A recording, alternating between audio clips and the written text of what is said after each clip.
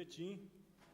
Aí tem na primeira página, né, o verso de Malaquias, capítulo 3, verso 10, e é sobre esse tema que nós vamos trazer a palavra de Deus no dia de hoje, porque desde o momento em que nós começamos a falar com a igreja, com o corpo de Cristo, em relação àquele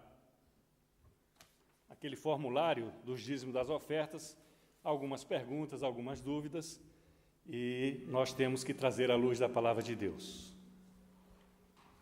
Eu quero começar intitulando, a mensagem de Deus, se é que podemos fazer isso, dizendo: dízimo do Senhor. Amém? Dízimo do Senhor. O dízimo é dado na igreja, mas o dízimo é do Senhor. Eu queria, primeiramente, fazer uma passagem por alguns versículos do Velho Testamento, porque esse tema, às vezes, traz muitas dúvidas e tem alimentado discussões, em relação à palavra de Deus, às ordenanças de Deus para a vida dos cristãos. Se você quiser acompanhar esses primeiros versículos, abra sua Bíblia no livro de Levítico. É o terceiro livro da Bíblia Sagrada. Gênesis, Êxodo e Levítico, no capítulo 27. Levítico, capítulo 27. Você que está nos acessando aí, é um prazer contar com sua assistência. Nós estamos pregando a palavra de Deus e ensinando a nós mesmos e ao corpo de Cristo sobre as suas ordenanças. E uma delas, das mais controversas, refere-se ao dízimo. Então, nós vamos embasar na palavra de Deus para vermos o porquê dessa ordenança no meio da sua igreja. Levítico 27, um verso apenas, o verso 30 diz: também todas as dízimas, ou dízimos, da terra, tanto dos cereais do campo como dos frutos das árvores, são do Senhor. Santas são ao Senhor. O contexto das dízimas, porque era uma sociedade agrícola e abençoavam a obra de Deus e aqueles que a faziam através dos alimentos e dos animais. Seguindo aí, após o livro de Levítico, nós passamos o livro de Números e chegamos em Deuteronômio. Eu quero que você abra também no capítulo 14 do 5º livro da Bíblia, que chama Deuteronômio. Os primeiros 5 livros, chamados de Pentateuco, traz as instruções também de Deus para o povo de Israel depois da libertação do Egito. Em Deuteronômio 14, no verso 22, nós vamos ver novamente falando-se sobre o tema. Diz a palavra de Deus: certamente darás os dízimos de todo o fruto das tuas sementes, que ano após ano se recolher no campo. Palavra de Deus também em relação ao dízimo. Seguindo ainda a Bíblia, agora já um pouco mais na frente, você chega no livro de 2 Crônicas, passa Samuel, 1ª e 2ª, passa o livro de Reis, 1ª e 2ª, e chega no livro de Crônicas, o 2º livro de Crônicas, no capítulo 31, também há uma menção sobre esta ordenança de Deus. 2 Crônicas, capítulo 31, no verso 5, diz a palavra de Deus: logo que se divulgou esta ordem, os filhos de Israel trouxeram em abundância as primícias do cereal, do vinho, do azeite e do mel, e de todo o produto do campo, e também os dízimos de tudo trouxeram em abundância. A sua versão na Bíblia pode estar um pouco diferente com a expressão, mas o texto, com certeza, é o mesmo. E mais à frente, um pouquinho aí desse livro que nós estamos vendo, tem o livro de Esdras e, em seguida, o livro de Neemias.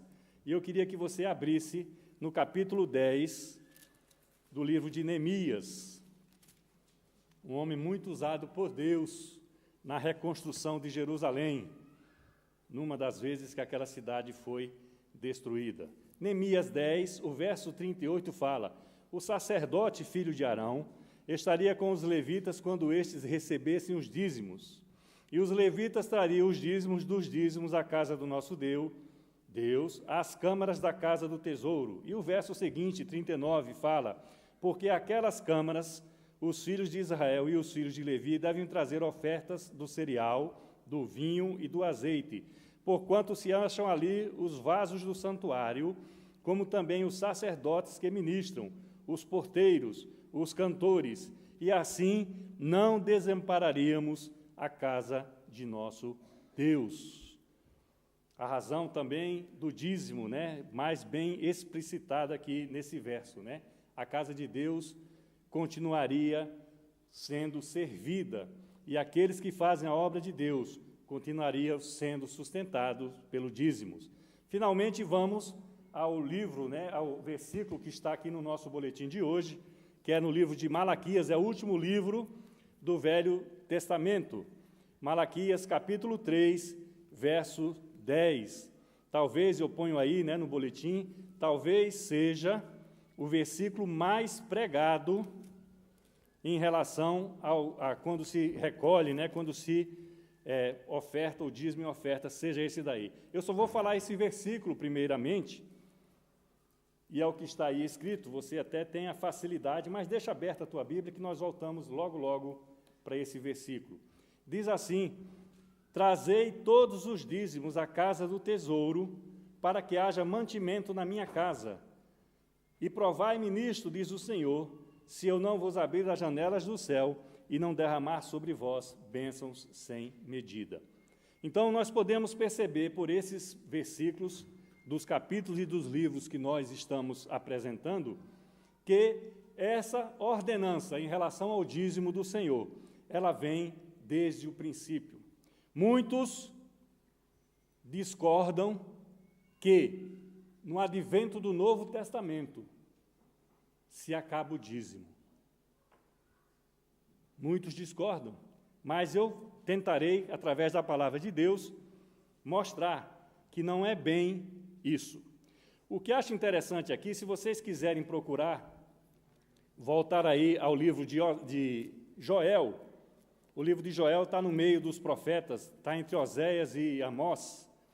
No livro de Joel, quando mais uma desobediência do povo de Deus, o Senhor lança a sentença sobre o seu povo, diz assim: narrai isso aos vossos filhos, Joel 1, verso 3, e vossos filhos o façam a seus filhos, e os filhos destes a outra geração. Ou seja, era algo para ser noticiado ao longo do tempo, não há uma interrupção. E fala: o que deixou o gafanhoto cortador, comeu o gafanhoto migrador. O que deixou o gafanhoto migrador, comeu o gafanhoto devorador. E o que deixou o gafanhoto devorador, comeu o gafanhoto destruidor. Era uma sorte, se chama isso de sorte, de 4 diferentes tipos de gafanhoto, porque afetavam principalmente na desobediência do povo de Deus o sistema agrícola da nação. Amém? Nesse mesmo livro de Joel, no capítulo seguinte, quando o povo volta-se a Deus, abandona as práticas idolátricas, abandona os seus maus costumes, nesse mesmo livro, esse mesmo profeta, Joel, contemporâneo de Malaquias, esse mesmo Malaquias que lemos antes, eles atuaram em torno de 450 anos antes de Cristo. E é incrível porque a palavra de Deus, ela se repete por boca de diferentes profetas, mas a palavra é a mesma. E diz, no capítulo 2 de Joel, que as eiras se encherão de trigo e os lagares transbordarão de vinho e de óleo. E eu vou restituir os anos que foram consumidos pelo gafanhoto migrador, pelo gafanhoto destruidor e pelo gafanhoto cortador, o meu grande exército que enviei contra vós. O povo obedeceu, retomou o caminho do Senhor, e o Senhor repreendeu os gafanhotos. Mas se você não prestou atenção, eu vou chamar a atenção agora, e você que está assistindo aí na sua casa pode não ter uma Bíblia disponível. Quando o Senhor impõe o castigo ao seu povo, ele fala de 4 gafanhotos. Ele fala do cortador, do migrador, do devorador e do destruidor. Quando o Senhor restitui a bonança ao povo dele, o povo que ele escolheu. Ele elimina 3 gafanhotos. Ele elimina o migrador, o destruidor e o cortador. Sobrou o devorador. Esse gafanhoto, Malaquias fala, no verso 11 do capítulo 3, depois desse verso 10 que nós lemos aqui no nosso boletim, no verso 11 desse mesmo capítulo 3, vem mais uma promessa de Deus: por vossa causa repreenderei o devorador, para que não vos consuma o fruto da terra, e a vossa vida no campo não será estéril, diz o Senhor dos Exércitos. Ele vai repreender, mas não vai tirar. Então, o gafanhoto devorador, ele continua no contexto espiritual da palavra de Deus. E ele hoje se manifesta de outras maneiras, né? Não só simplesmente no meio agrícola, né? Dizimando plantações. Ele hoje se manifesta no nosso dinheiro. Às vezes, nós temos um salário normal, mas o salário que é normal, anormalmente ele acaba antes do mês, porque o devorador às vezes tem levado parte desse dinheiro. Às vezes nós queremos barganhar com o Senhor e esquecemos de adorá-lo e louvá-lo com a nossa parte para a casa de Deus. Então, esse dízimo que aqui estamos tratando no Velho Testamento, ele tem sido usado por aqueles que não compreendem ou simplesmente não querem. Eles têm sido usados como um argumento que as coisas velhas se passaram e tudo já se fez novo. É até um versículo belíssimo da Bíblia. Mas isso vai ser nos finais dos tempos e não agora. Mas o dízimo permanece, como permanece tudo que há na lei. Não se pode anular o dízimo no Velho Testamento agora no Novo, porque se você pode anular alguma coisa do Velho Testamento, porque agora não é mais da lei, agora é a época da graça, você vai ter que anular os mandamentos de Deus. Você vai ter que anular, agora pode matar, em alguns países até está podendo mesmo, né? Já virou uma coisa tão comum que nem a sociedade mais se espanta, e cada morte é horrível. Você pode ser corrupto, a mesma coisa. Você pode adulterar, a mesma coisa. Você pode desejar o bem do próximo. Então, tudo isso agora, porque nós estamos no Novo Testamento, nós vivemos na era da graça, isso está anulado. Não está.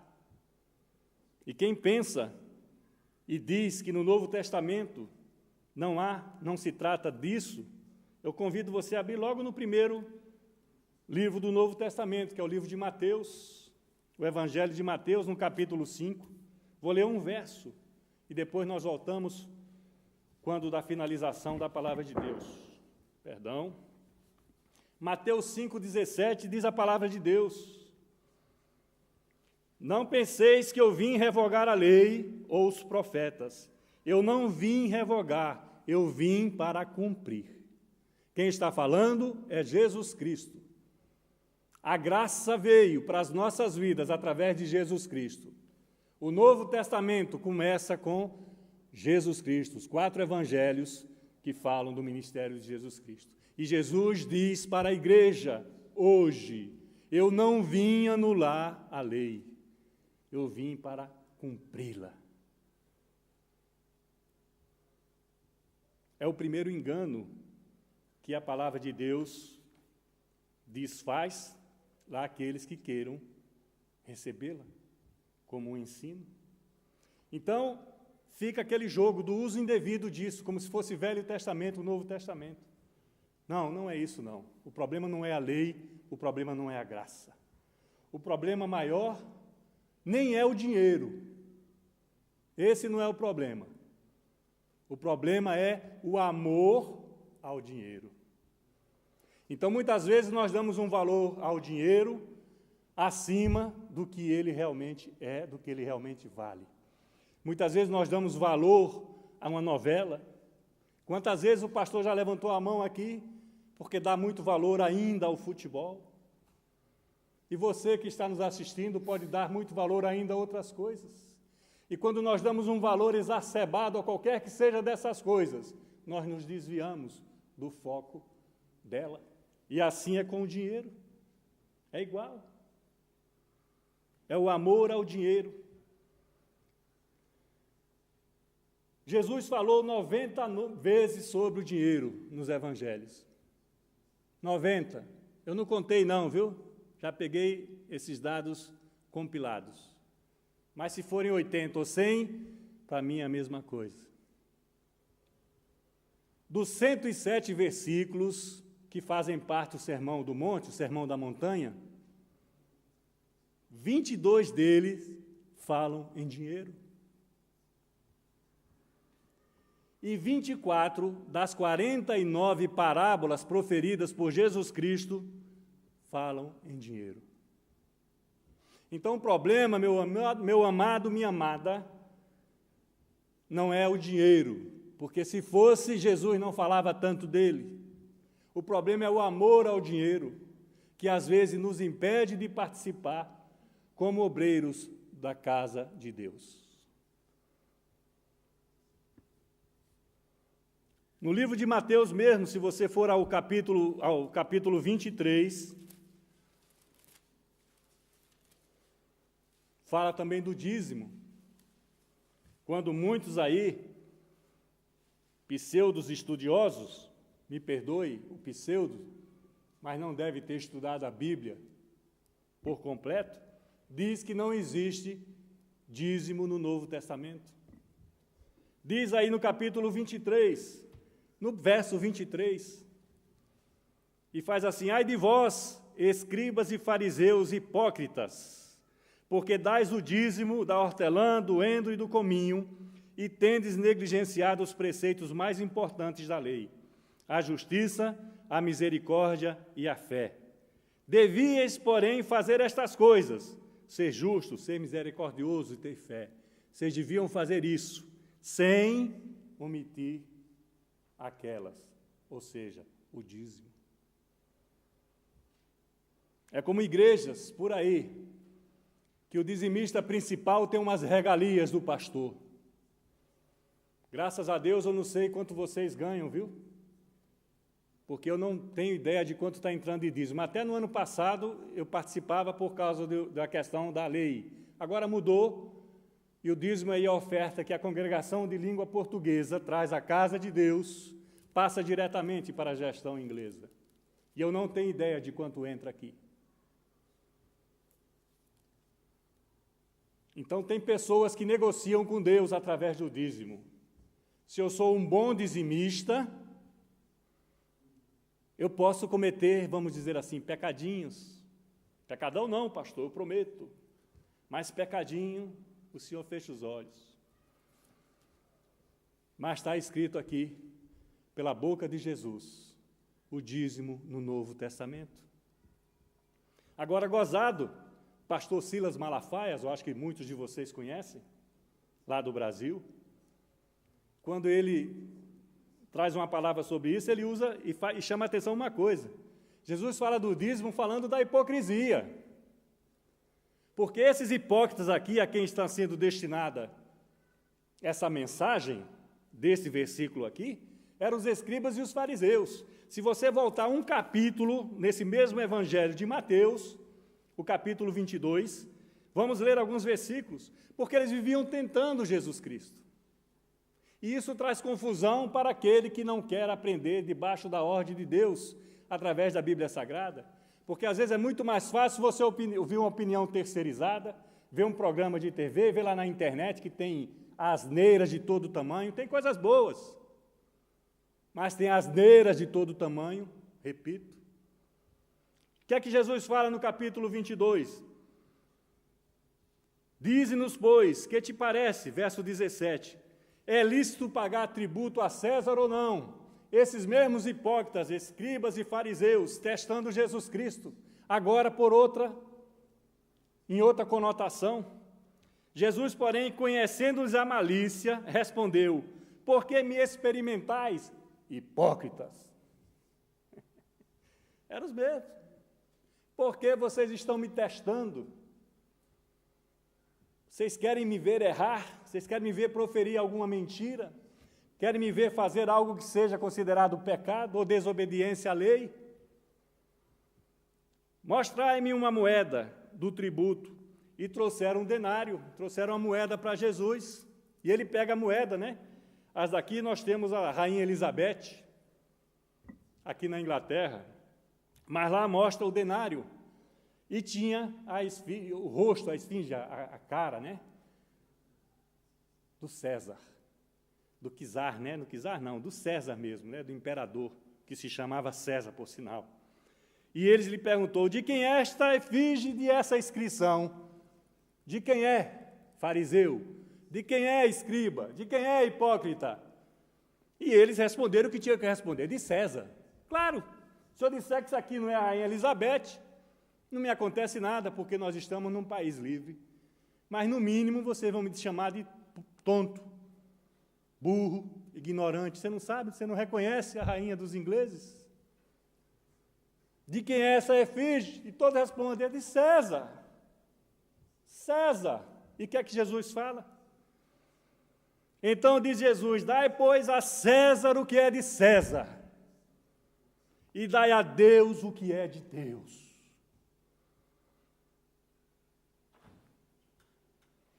A Adonep, que de muita saudade, né? Lá em Portugal eu acho que tem também, aí no Brasil cresceu demais, começou na América. A Adonep era a Associação dos Homens de Negócio do Evangelho Pleno. Ela não era vinculada a nenhuma igreja, mas, por incrível que pareça, como tem pessoas que têm vergonha de vir na igreja, e isso acontece hoje e muito ainda em muitos países, a Adonep criou esse ministério. E esse ministério ele era frequentado principalmente por empresários, comerciantes, industriais, que às vezes tinham vergonha de vir nas igrejas. Olha a distorção deles, né? Da Adonep não, que é uma bênção até hoje. Muitas dessas pessoas se converteram ao Senhor por causa da Adonep. E eu ouvi deles, pastor, eu não pago imposto, porque eu já dou dízimo na igreja. Errado. O imposto é do governo, o dízimo é de Deus. Não deixe de pagar imposto, não. Lá no Brasil, não sei em Portugal, a coisa ainda não é tão rigorosa. Na América, não, hein? Americano, e aqui na Europa, em alguns países, vai para a cadeia se não pagar imposto.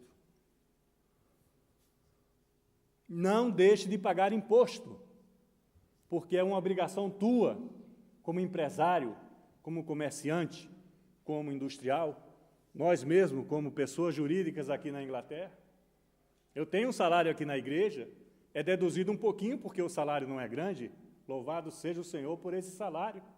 Mas quem ganha mais, paga mais. É uma lógica. O que ganha muito tem que pagar mais mesmo. Agora, com Deus, não funciona dessa maneira. Porque Deus ele não faz acepção de pessoa. Se você ganha 500 libras ou 5.000 libras, você tem que dar para Deus a parte de Deus, que não é imposto, não é tributo, é o dízimo, e é 10%, porque assim foi instituído, é a 10ª parte. Como é que não está escrito no Novo Testamento que não existe mais o dízimo? Vou guardar minha moedinha aqui para ver se ela multiplica, porque fé eu tenho.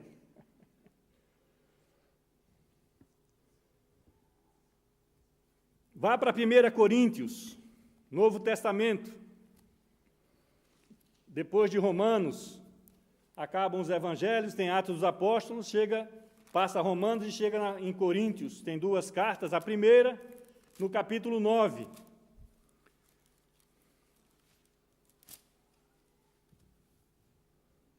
Primeira Coríntios 9, verso 13 e 14.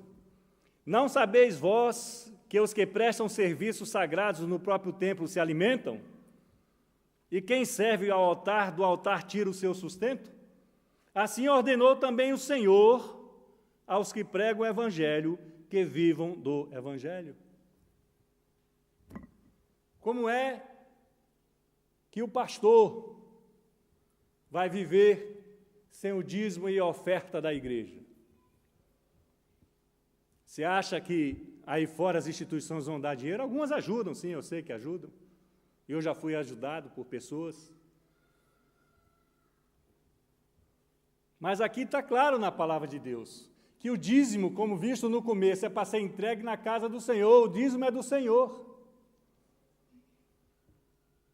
E é para o sustento da casa do Senhor. Aqui fala até uma coisa engraçada, né? Os que prestam serviços sagrados ao próprio tempo se alimentam, né? Vocês não vão achar que eu estou pegando o dízimo porque eu estou gordinho, não, viu? Comendo mais. Como eu já falei, eu nem sei quanto entra aqui na casa de Deus, através da nossa congregação. Mas está aí, exemplo da boca do Senhor Jesus Cristo. Não é da Igreja Batista, nem de outras denominações. E não é deste pastor que vos fala. Na segunda carta de Coríntios, no capítulo 9,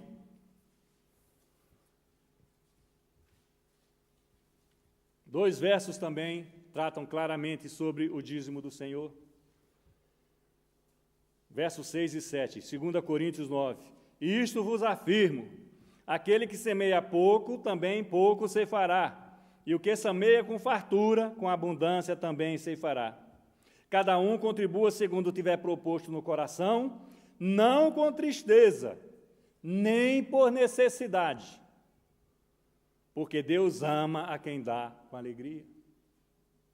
Eu conheço um pastor, ele falava assim que, reparava às vezes, né, quando o irmão ia lá, ele não era dizimista natural, vamos dizer assim, comum, mas ele ia lá e colocava o envelope dele e saía, mas assim, meio de lado, olhando para o envelope, sabe, como se despedindo.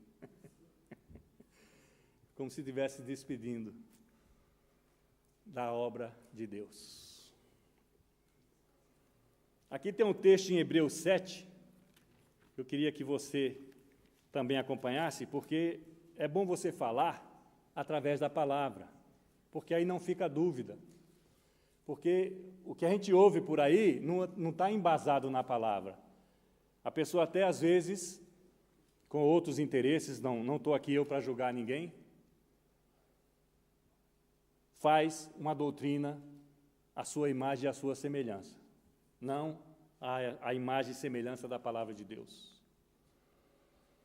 No capítulo 7 de Hebreus, é um texto assim um pouquinho mais longo, mas eu vou ler para o entendimento nosso. Hebreus 7, a partir do verso 4, dá: considerai, pois, como era grande esse a quem Abraão, o patriarca, pagou o dízimo tirado dos melhores despojos. Ora, os que dentre os filhos de Levi recebem o sacerdócio, têm mandamento de recolher, de acordo com a lei, os dízimos do povo, ou seja, dos seus irmãos, embora tenham estes descendidos de Abraão.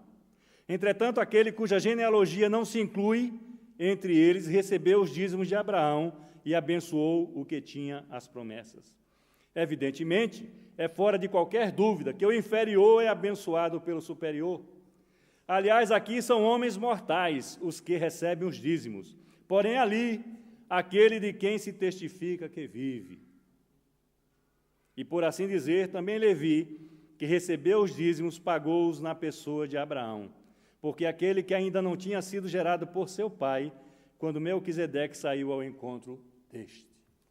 Esse Melquisedeque, ele é um pouco difícil de se explicar no contexto da minha palavra hoje, que é do dízimo e oferta. Mas eu estou trazendo esse verso porque muita gente diz que o dízimo foi criado na lei. E eu vou mostrar para vocês, pela palavra de Deus, que não foi criado na lei. Abraão, que deu esse dízimo a Melquisedeque, volte para a sua Bíblia, no segundo livro dela, o livro de Gênesis, no capítulo 14. Abraão viveu em torno de 550 anos, 560, antes da instituição da lei. Preste atenção. A lei Deus deu ao povo que saiu do Egito, 430 anos depois que eles estavam no Egito. Abraão foi antes desses 430 anos. Então Abraão já dizimava, como dá aí no texto sagrado. No verso 20 desse capítulo 14, traz parte desse texto que eu vos li em Hebreus, que fala: bendito seja o Deus Altíssimo que entregou os teus adversários nas tuas mãos. E finaliza o verso 20, e de tudo lhe deu Abraão o dízimo. Então o dízimo já existia pelo menos 600 anos antes da promulgação da lei. A lei foi promulgada por Deus para organizar aquele bando de gente numa sociedade. Quem está assistindo a minissérie José, que está passando novamente aí na TV, agora está chegando na reta final, quando Jacó vai para o Egito, vai em torno de 75 pessoas.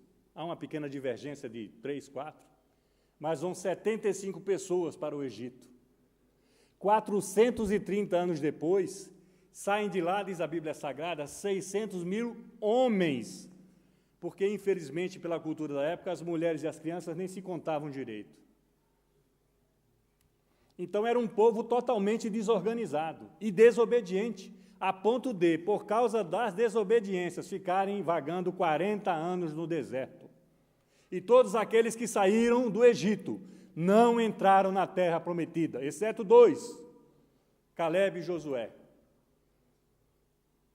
Abraão, 600 anos antes dessa lei foi promulgada. E a lei não foi promulgada por causa de dízimo. A lei foi promulgada porque não podia matar, não podia roubar, não podia adulterar, não podia cobiçar a coisa dos outros, porque tudo isso era permitido até então. Não havia uma organização civil que pudesse sustentar aquela caminhada para quando eles fossem herdar a terra prometida. Aí mesmo em Gênesis, se você for no capítulo 28 desse mesmo livro, tem um personagem que eu vos falei agora, Jacó.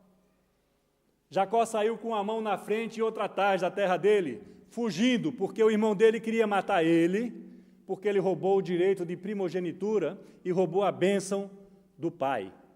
Roubou do irmão. Roubou no sentido, enganou, né? O nome Jacó até que significa como algo que engana. E ele saiu com a mão na frente e outra atrás, fugido para não morrer.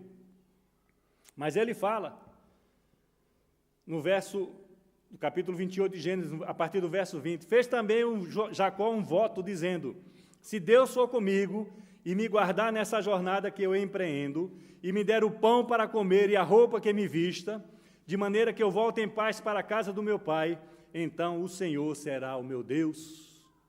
E o verso 22, e a pedra que eu erigi por coluna será a casa de Deus, e de tudo quanto me concederes, certamente eu te darei o dízimo. Se não é 600 anos de Abraão, avô dele, põe aí uns 550, não sei quantos anos Jacó tinha aqui, tem que pegar depois, mas não interessa. Mas 550, porque ao contrário, a contagem do Velho Testamento é da frente para trás, né? Não é como agora que vai aumentando, vai diminuindo. Então Jacó pediu pão ao Senhor. Jacó pediu roupa ao Senhor. Tem faltado isso na vida de cada um de vocês? Você que nos assiste, tem faltado pão na tua casa? Roupa para você se vestir? O dízimo antes da lei. E se fosse da lei, nós já vimos Jesus dizendo: eu não vim para revogar a lei, eu vim para cumpri-la. Você quer cumprir a lei? Cumpra. Você quer ser dizimista na casa do Senhor? Seja. Ou não seja. Mas não mude a palavra de Deus. Não se engane com as falsas doutrinas. Não se engane com as falsas transmissões.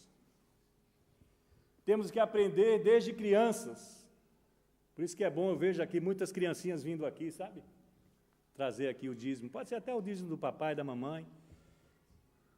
Vem aqui na frente. Nós temos que ensinar isso desde criança. Quando estava estudando, lembrei, viu, Tiago? Meu filho, eu acho que já falei isso aqui na igreja. Minha família veio para cá e eu fiquei 10 meses no Brasil. Minha mãe já estava no estado terminal e eu fiquei lá no Brasil, esperando ela morrer. E o Tiago veio, trabalhou ainda comigo lá em Ribeirão Preto, numa indústria de produtos, né, de embelezamento. Uma pena, eu conheço isso, viu, irmãs? E ele veio aqui para a Inglaterra, para Manchester, e começou a trabalhar, era num banco, né, alguma coisa assim. E o primeiro salário dele, ele mandou, eu estava no Brasil, ele mandou uma nota de 20 libras, eu não tenho nem aqui no bolso, faz tempo que não entra uma desse tamanho. É cor-de-rosa mais ou menos, né? Ele mandou uma nota de 20 libras, e eu fiquei emocionado, eu chorava nesse dia lá no culto. E o tesoureiro daquele ministério ali em Ribeirão Preto, não vou nominar o nome dele, chegou assim: pastor, ele nunca tinha visto a libra, né? Será que não é falsa não essa moeda, essa nota? Eu tenho ensinado aos filhos, e muitos de vocês, se não todos, têm ensinado aos seus filhos também ao dízimo e oferta na casa de Deus. Não tem, irmã?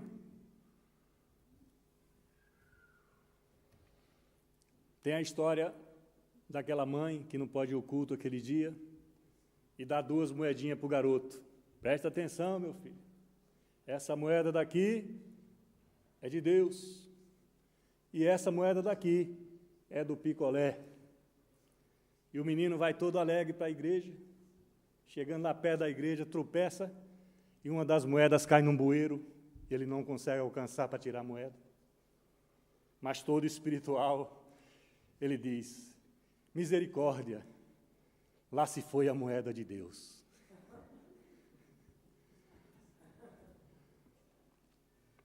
Ensine os teus filhos a ofertar e a dizimar na casa de Deus.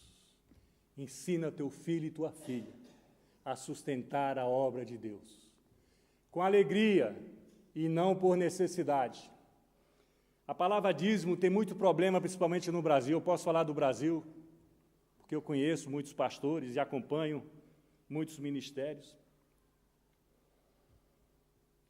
E muitas pessoas dizem que não dão dízimo, porque souberam que o pastor tal ficou com dízimo, ou fez coisa errada, que a igreja tal fez coisa errada.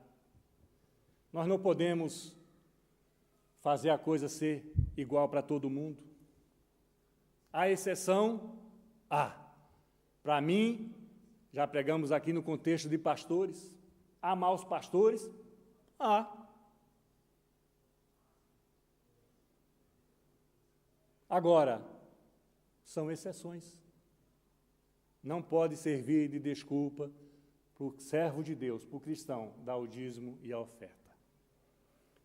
Porque como é que você vai levar o seu filho, por exemplo, a um médico, sabendo que há maus médicos também? Que fazem barbeiragem, fazem uma cirurgia errada, dá um medicamento errado, faz a pessoa até morrer às vezes, esquece tesoura, gás e faixas dentro do corpo. É para operar o braço esquerdo, às vezes opera o direito. Existem maus médicos? Existem. São exceções. Existem maus engenheiros? Existem. Constroem a casa, às vezes, de maneira irresponsável, pondo material que não é adequado para aquele tipo de obra. Existem maus policiais? Existem. Fazem, às vezes, de bandidos, mas são exceções. Existem maus comerciantes, maus industriais, enganam no peso da balança, enganam no volume da embalagem, mistura determinado produto dentro de outro para oferir um lucro maior. Você vai deixar de comprar? Você vai deixar de consumir por causa disso? Recentemente nós estávamos comendo lasanha de cavalo aqui na Inglaterra. Gostosa, viu? Não sei se a minha era de cavalo, mas que continuei comendo. Lá no Japão, eu sou do Nordeste do Brasil, a terra do jumento, do jegue. Não sei como é que chama em Portugal, aquele pequenininho, menorzinho. Lá no Japão é carne de primeira. Eu digo, meu Deus, tanto tempo no Brasil, nunca quis comer carne de jumento. E vim saber que era valorosa aqui na Inglaterra.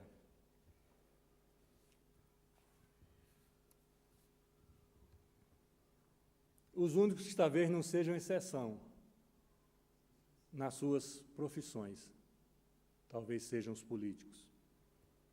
Maus políticos, vê-se hoje, praticamente no mundo todo, viraram regra. Agora, eu vou deixar de dar dízimo porque o pastor fulano, o pastor Beltrano fez isso? Não. Pastor, sim, realmente, o dízimo não é para comprar aras, nem criar cavalo de raça. Não é para comprar apartamentos duplex, triplex, nem mansões no exterior, nem carros importados de última geração. O dízimo não é para isso, não. É para manter a casa de Deus aberta, a palavra ser pregada, ser divulgada. Semana passada tivemos batismos aqui. O dízimo serve para isso, para ir buscar pessoas na rua, salvar suas vidas. Quer fazer fortuna, vai trabalhar no mundo.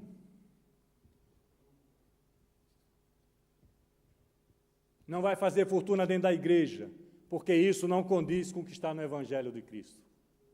E ainda traz confusão para as pessoas, deixando-as de dar dízimo, porque acham que todos vão fazer a mesma coisa que alguns de vocês fazem. Perdoe, meu Deus, perdoe, pastores, eu estou falando dessa maneira. Quem está de pé, cuide para não cair. Quem me conhece sabe que esse é o meu versículo desafio. Porque a cada dia há chance de qualquer um de nós cair. E esses maus pastores, que eu ainda acho que são exceção,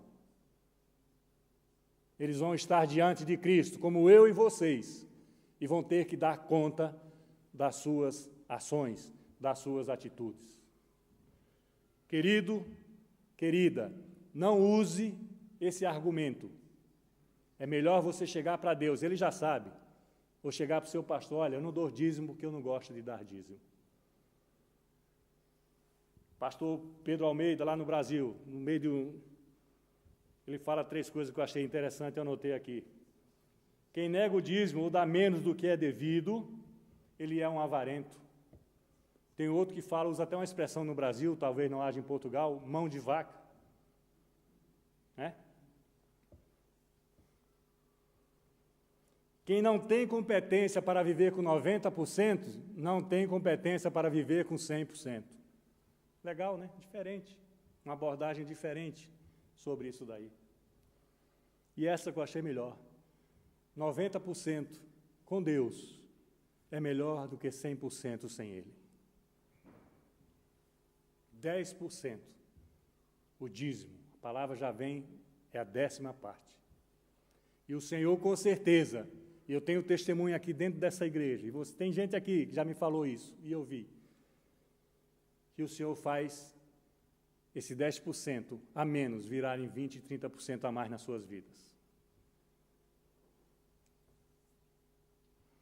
Tem outro pastor, Augusto Nicodemos,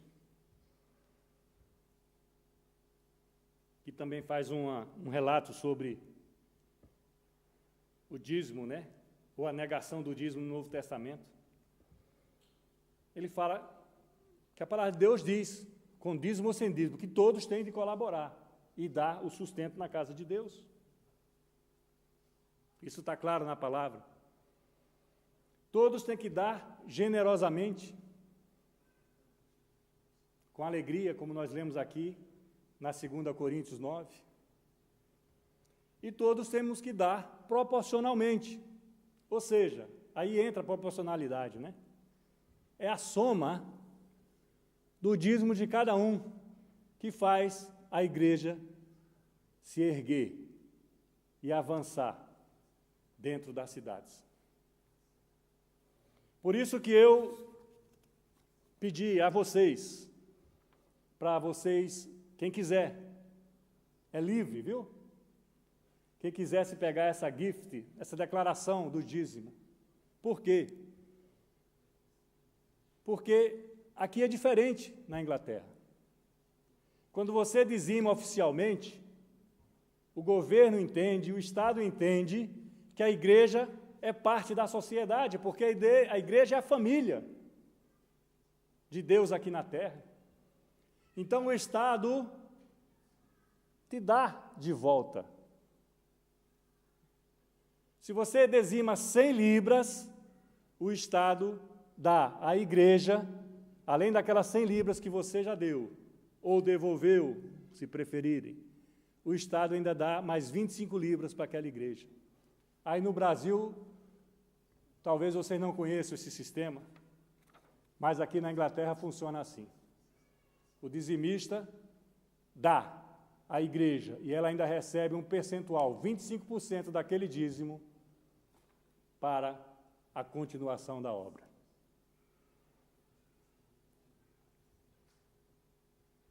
Nos Estados Unidos, algumas igrejas são diferentes. Por exemplo, esse pastor Nicodemos, ele fala isso.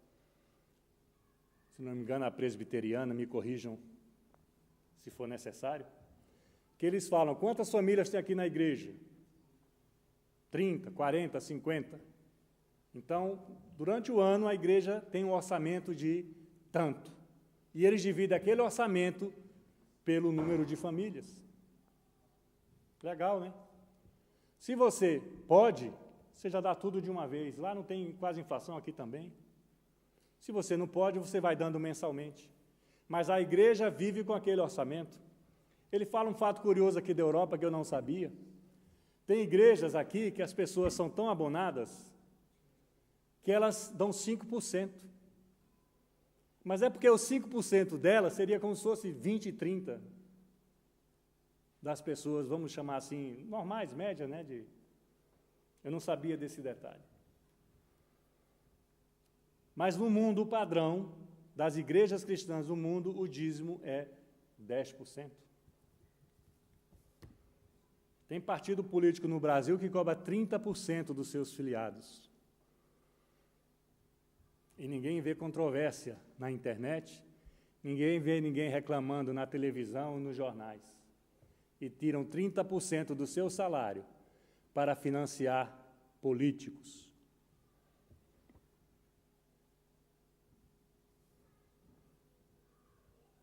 Eu quero ler mais 2 versículos para nós encerrarmos a mensagem de hoje.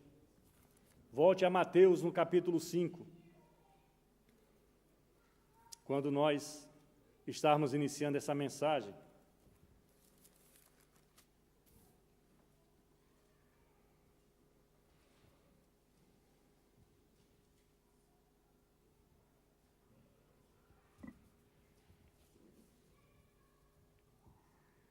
Acharam?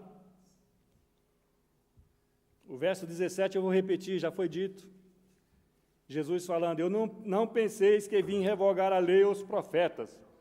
Eu não vim revogar, eu vim para cumprir. Porque em verdade eu vos digo que até que o céu e a terra passem, nem um i ou um tio jamais passará da lei até que tudo se cumpra. Aquele, pois, que violar um destes mandamentos, posto que dos menores, e assim ensinar aos homens, será considerado mínimo no reino dos céus. Aquele, porém, que os observar e ensinar, este será considerado grande no reino dos céus. Porque vos digo que se a vossa justiça não se excederem muito a dos escribas e a dos fariseus, jamais entrareis no reino dos céus. Ele ainda faz uma advertência nos comparando aos hipócritas, mencionados no capítulo 22 e 23 desse mesmo evangelho. E vamos para Hebreus mais uma vez. Mais para o final, depois das cartas de Paulo, a Timóteo, a Tito, Filemão, chegamos no livro de Hebreus.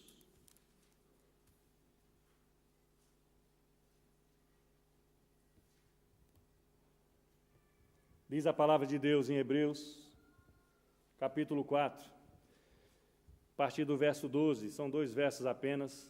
porque a palavra de Deus é viva e é eficaz, e é mais cortante do que qualquer espada de 2 gumes, e penetra até o ponto de dividir a alma e o espírito, juntas e medulas, e ela é apta para discernir os pensamentos e os propósitos do coração. Verso 13: E não há criatura que não seja manifesta na sua presença, pelo contrário, todas as coisas estão descobertas e patentes aos olhos daquele a quem temos de prestar contas. O autor desta carta, muitos atribuem ao apóstolo Paulo por algumas semelhanças com algumas das outras cartas do Novo Testamento. Ele apenas corrobora, ou seja, ele concorda, ele reanuncia que a palavra de Deus é para ser cumprida na sua integridade. Se você quiser chamar de dízimo, você chama de dízimo. Se você quiser chamar de oferta, você chama de oferta. Se você quiser chamar por outro nome, chame por outro nome.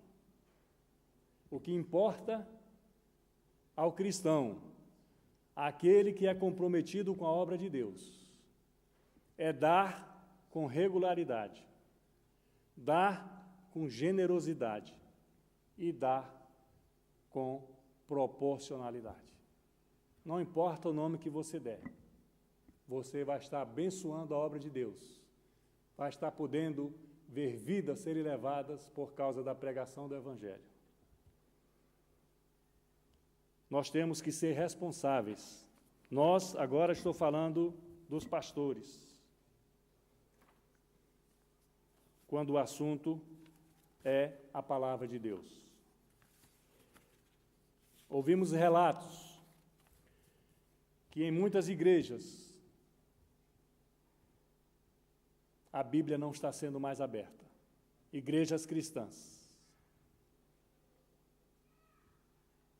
Não é sem razão que a cada dia que passa nas nossas vidas, nós temos visto o mundo caminhar de mal a pior. A família se desintegrar, as pessoas se desviarem dos bons costumes e caminharem para o vale da sombra da morte, do salmo ali que foi lembrada pelo maestro do louvor nesta tarde. Porque se um dia nós estivermos nele, ainda assim o Senhor estará conosco. Mas estejamos na consciência e no amor da sua palavra para a nossa caminhada rumo à eternidade ser repleta de alegria, com muitas outras pessoas que podem ser alcançadas e salvas, participarem de uma igreja como esta daqui, através dos nossos dízimos e das nossas ofertas. Que o Senhor nos abençoe nesta tarde, no nome de Jesus.